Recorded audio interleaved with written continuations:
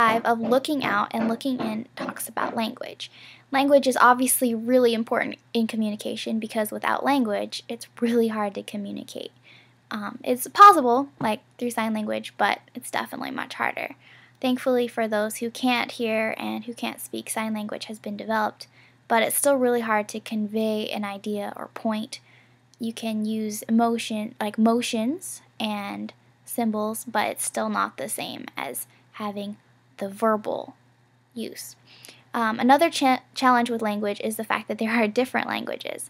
It mentions in the book that this problem goes all the way back to Babel in the Bible, when the languages were changed and they were confused. If you don't think that having two different languages is a problem, try going to a different country, because I've been to a different country before and I was completely lost, not knowing what they were talking about. It's really confusing.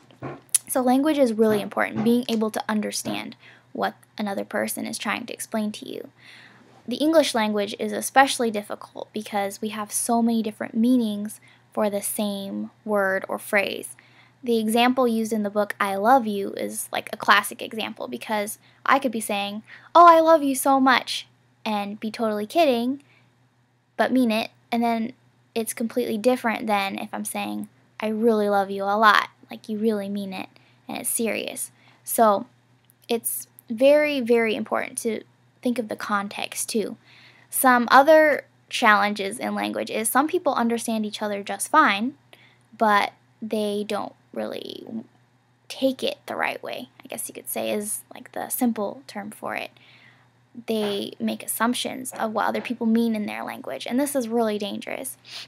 But it's really important to take time to think about the words that you use. Be very careful about it. Like lawyers, for example, they're very, very careful about the words that they pick because they want to be careful that they're not twisted and used out of context.